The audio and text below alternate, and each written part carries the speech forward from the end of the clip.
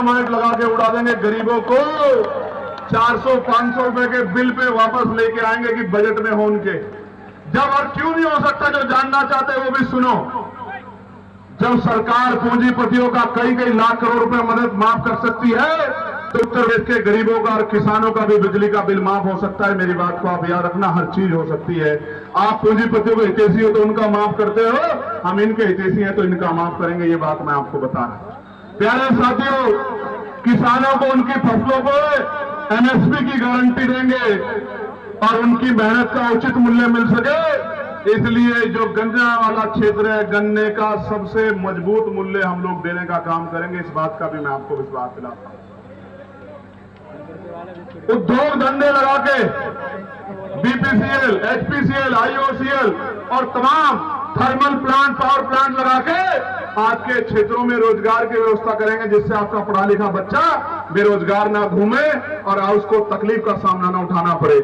प्यारे भाइयों बहनों, खाने पीने की वस्तुओं में जो मिलावट हो रही है, जान से खिलवाड़ हो रही है, उस पर सख्त कानून बना के उससे लोगों की जीवन रक्षा करेंगे।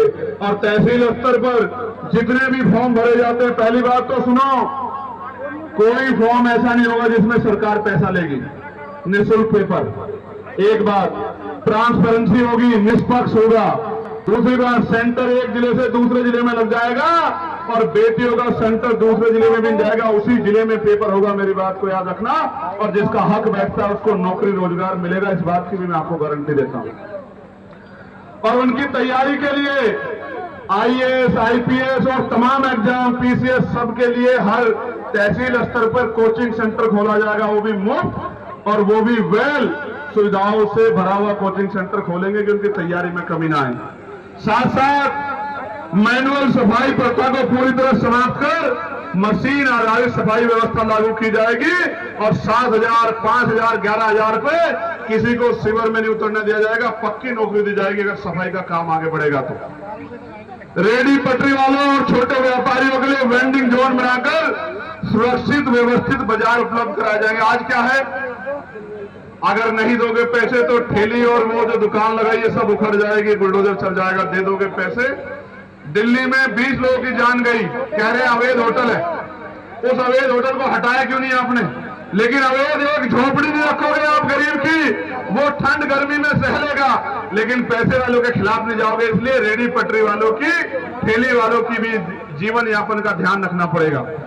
साथ साथ खेल और खिलाड़ियों को बढ़ावा देने के लिए स्थानीय स्तर पर खेल योजनाओं को प्रभावी ढंग से लागू किया जाएगा और राज्य स्तर पर अंतर्राष्ट्रीय स्टेडियम बना के युवाओं को ग्रामीण प्रतिभाओं को निखारने के लिए अवसर दिया जाएगा। इस बात का भी मैं आपको विश्वास दिलाता हूं। उत्तर प्रदेश की अति पिछड़ी जातियां, जिनमें पाल है, प्रजापति है, कश्यप है, सेन है, विश्वकर्मा है, निषाद है, उन जातियों को जिनको अवसर नहीं मिले उनको 27% से अतिरिक्त ईडब्ल्यूएस की तरह 15% अतिरिक्त आरक्षण की व्यवस्था करा के रहेंगे। इस बात का भी मैं आपको विश्वास दिलाता हूं।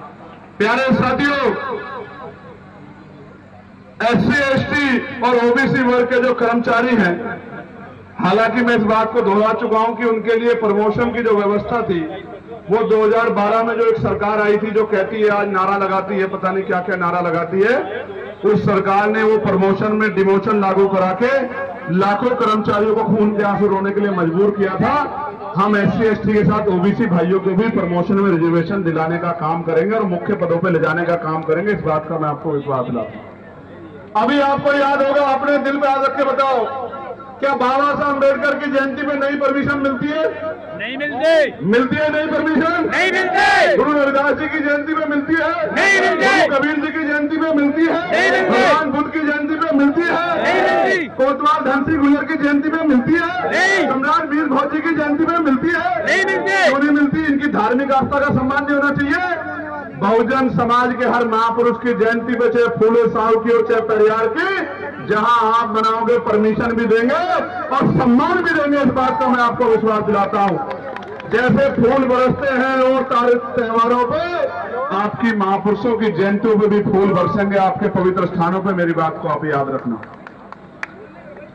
संविदा कर्मचारियों को अस्थायी नौकरी और ठेकेदारी प्रथा को खत्म करेंगे और कहीं आप अपने महापुरुषों की मूर्तियां लगाओगे तो सरकार फूलों से स्वागत करेगी। डंडे वाली सरकार का इलाज हो जाएगा इस बार 27 में, आप लोग चिंता मत करें। बहुत डंडा बजाया इन लोगों ने। आशा आंगनवाड़ी बहनों को, भोजन माताओं को, सहायिकाओं को राज्य कर्मचारी का दर्जा दिलाएंगे। पिछले वर्ष हुए जितने भी पिछले वर्षों में इनकाउंटर और बुलडोजर कार्रवाई हुई, इन पे स्वतंत्र आयोग बना के इसमें जो है निष्पक्ष कार्रवाई की जाएगी। जिसने अपराध किया वो बचेगा नहीं, कितना ही बुलडोजर चला ले, और 6 महीने बाकी है, बचेगा नहीं जिसने सरकार के सारे पर अन्याय किया गरीबों के साथ। जिन्होंने गरीबों के घरों बुलडोजर चलाए हैं, उनकी तनख्वाह से उस घर का पैसा वसूल करके दिखाएंगे। मेरी बात को आप याद रखना।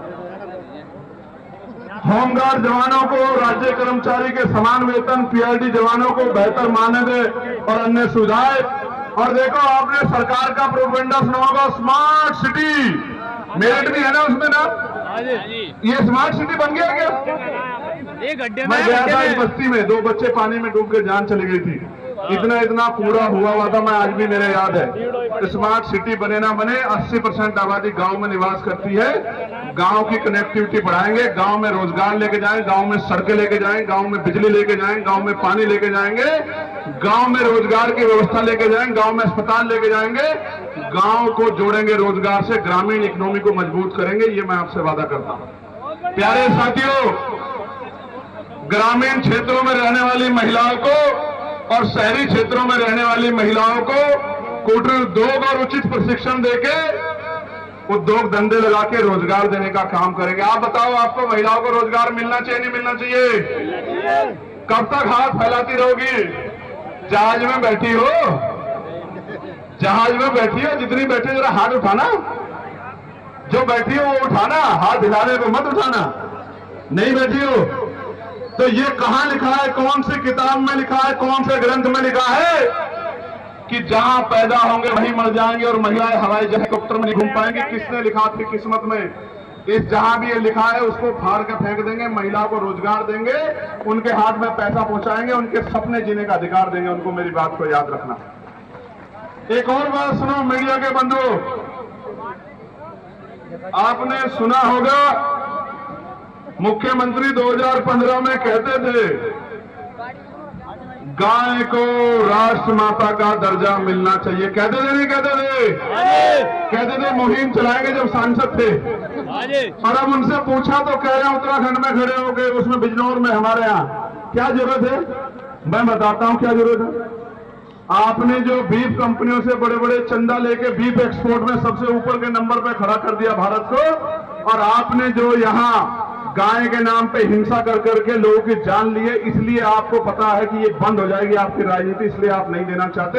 अगर सच्चे अपनी बात के पक्के और संत हो तो करो घोषणा, राज्य का दर्जा दो, राज्य माता का दर्जा दो, तो हम ये मान लें कि आपकी कथनी करनी एक है, वरना माना जाए कि ये सब राजनीति है। इस बात का भी मैं आपके सामने जिक्र कर रहा हूं। प्यारे साथियों, 69,000 शिक्षक भर्ती के जो अभ्यर्थी हैं उनको उनका अधिकार दिलाने का काम करेंगे। पेपर लीक जैसी घटनाओं पे सख्त कानून बना के दोषियों की संपत्ति जब्त कराएंगे और अभ्यर्थियों के लिए वार्षिक कैलेंडर जारी करेंगे, जिससे परीक्षाएं समय पर और पारदर्शी निष्पक्ष तरीके से कराई जा सके। और साथ ही परीक्षा केंद्रों को नजदीक किया जाएगा। उत्तर प्रदेश के हर बेघर को पक्का मकान देंगे, भूमिहीन को भूमि देंगे।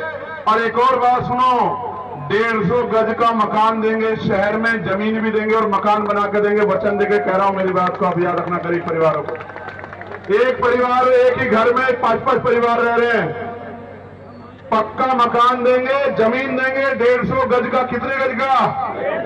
जोर से बताओ। नहीं, मेरी आवाज ज्यादा है। इधर 150 गज का देंगे, पक्का बना के देंगे, बस जाके रहना पड़ेगा। इस बात का मैं आपको विश्वास दिलाता हूं, ये बात आप मेरी नोट कर लो। ये शॉपिंग मॉल बनाएंगे, हम शॉपिंग मॉल के विरोधी नहीं है, हम पहले लोगों के लिए पक्का घर बनाएंगे, उनको इज्जत की जिंदगी देने का काम करेंगे। हर परिवार के लिए 150 गज का घर आएगा। उत्तर प्रदेश में चल रही तानाशाही सरकार को हटाकर भारतीय संविधान के अनुरूप सरकार बनाए, सरकार का काम चलाएंगे। और अंत में जो मैंने पहले कहा था, न्यूनतम वेजेस कितना है बता दिया ना मैंने आपको, 753 रुपए। आप कहीं काम करो 753 रुपए से कम अगर कोई आपको देगा तो उस पर कार्रवाई होगी, ये सुनिश्चित करेंगे। चाहे आप खेत में काम करो या कंपनी में या हॉस्पिटल में या कहीं भी 200-250 रुपए पे काम नहीं होगा। और आर्थिक मंदी जिस तरह आई आपने देखा नहीं देखा, कच्चे तेल के दाम कम हो गए ना, लेकिन पेट्रोल डीजल 100 पार कर गया, सेंचुरी मार दी।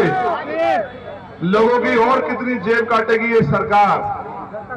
गैस पे 993 रुपए बढ़ा दिए, 1000 रुपए लगभग। बिजली पे 10% सरचार्ज बढ़ा दिया, तो हमने लड़ाई लड़ी।